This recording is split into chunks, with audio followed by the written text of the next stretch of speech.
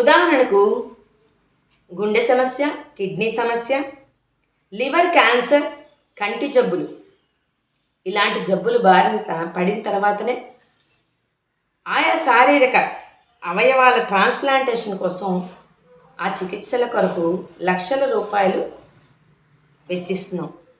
తమ శరీరంలో ఉన్న శారీరక వ్యవస్థల రోగ నిరోధక శక్తి విలువను తెలుసుకోలేకపోతున్నారు.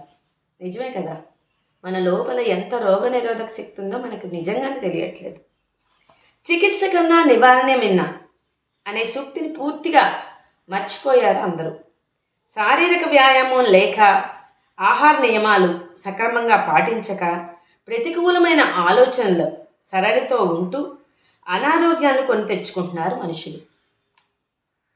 అంటే ఎక్సర్సైజ్ అవి చేయకుండా, ఒక డిసిప్లిన్ ఓరియంటేషన్తో ఫుడ్ సరిగ్గా వేళకి కానీ ఒక పద్ధతిగా తీసుకోకపోవడం, ప్రతికూలమైన ఆలోచనలు అంటే నెగిటివ్ ఆలోచనలు ఎక్కువ సరళితో ఉంటూ అనారోగ్యాలు కొని తెచ్చుకుంటున్నారు మనుషులు.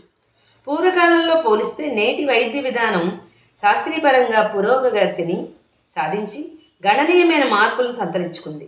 పూర్వ వైద్య విధానంలో చేయి పట్టుకుని నాడీ చలనాన్ని పరీక్షించి రోగి తెలియపరచకున్నా వారికి శరీరంలో కలిగిన అసమతుల్యాన్ని గమనించి వైద్యులు ఔషధం ఇవ్వడం జరిగింది. డాక్టర్లు చూడండి, పూర్వం మనకి చిన్నప్పుడు ఈ నాడిని పట్టుకుని చూసేవారు. ఇలా వాళ్ళకి తెలిసిపోయేది లోపల ఏముందో.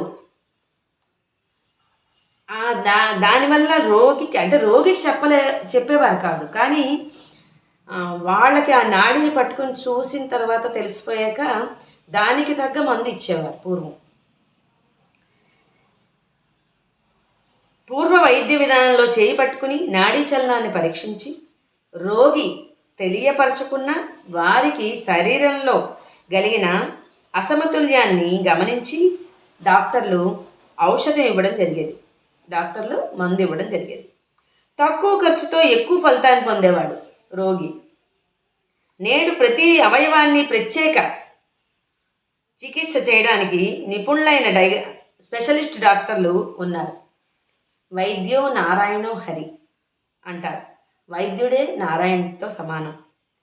వారి సేవలకు విలువ కట్టలేము. కానీ వచ్చిన చిక్కల్లో ఎక్కడంటే రోగిని ఆపాదమస్తకం అంటే టోటల్గా పరీక్షించి శరీరంలో కలిగిన లోపాలన్నింటినీ గమనించి వాటిని సవరించి ఆరోగ్యవంతులను చేసే ఒక సమగ్రమైన ఔషధం అంటే హోలిస్టిక్ మెడిసిన్ ఇచ్చే డాక్టరు ఈ రోజుల్లో కరువయ్యారు.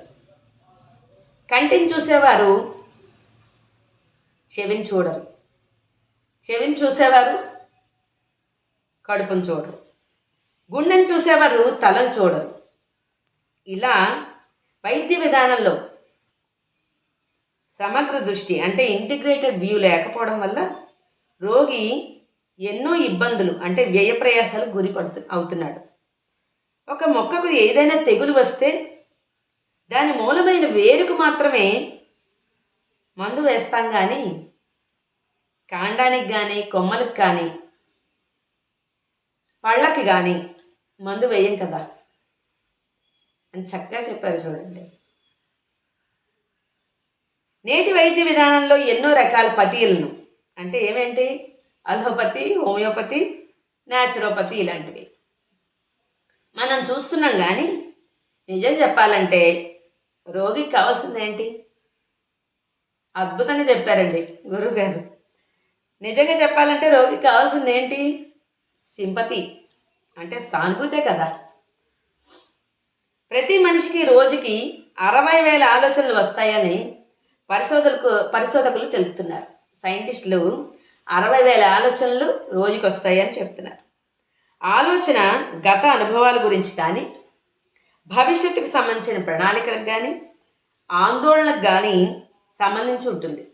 ఆలోచన గతంలో కానీ భవిష్యత్తులో కానీ ఆ ఆలోచన ప్రణాళికకు కానీ ఆలోచనలకు కానీ సంబంధించి ఉంటుంది.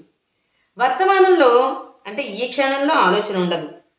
మానసిక ఆందోళనలు శారీరకపరమైన అనారోగ్యాన్ని కలిగిస్తాయి. అంటే physiology connected with psychology, psychology connected with physiology. మనం మనసుకు చూడండి, మనసు బాగాలేకపోతే శరీరం కూడా బాగుండదు, శరీరం బాగుండకపోతే మనసు బాగుండదు. శారీరకంగా ఏదైనా డిస్టర్బెన్స్ వస్తే మనకి ఏమనిపిస్తుంది అంటే ఒక రకమైన విసుగు. ఇదంతా ఎక్కడుంది? మన లోపలే కదా. మన మనసు కూడా బాగుండదు. మన మనసు బాగాలేదనుకోండి, శరీరం కూడా బాగుండదు. మానసిక ఆందోళనను శారీరకపరమైన అనారోగ్యాన్ని కలిగిస్తాయి. కొన్ని సందర్భాల్లో శారీరక పరమైన అనారోగ్యం మానసిక ఒత్తిడి, ఆందోళనకు గురి చేస్తుంది. కొన్ని సందర్భాల్లో శారీరకపరమైన అనారోగ్యం మానసిక ఒత్తిడి, ఆందోళనలకు గురి చేస్తుంది. మనకు కష్టాలు, బాధలు దేవుడే కలిగించాడని నిందిస్తుంటాం. నిజమే కదండి. ఏదొచ్చినా సరే నాకే ఎందుకు ఇలా ఇచ్చాడు దేవుడు, నేనేమంత తప్పు చేశాను, అందరూ బాగానే ఉన్నారు కదా,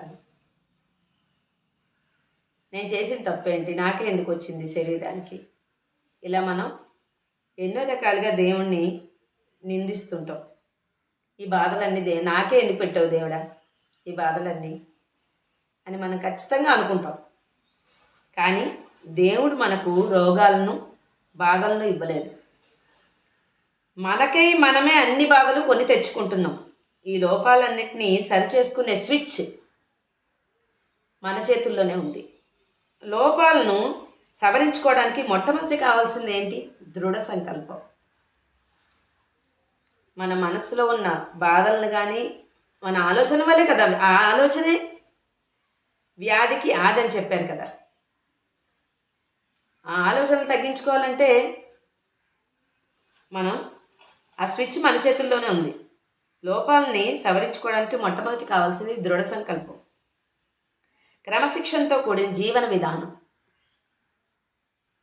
మానసిక సంతులనం ఎంతైనా అంటే స్టేబుల్ మైండ్ ఎంతైనా అవసరం.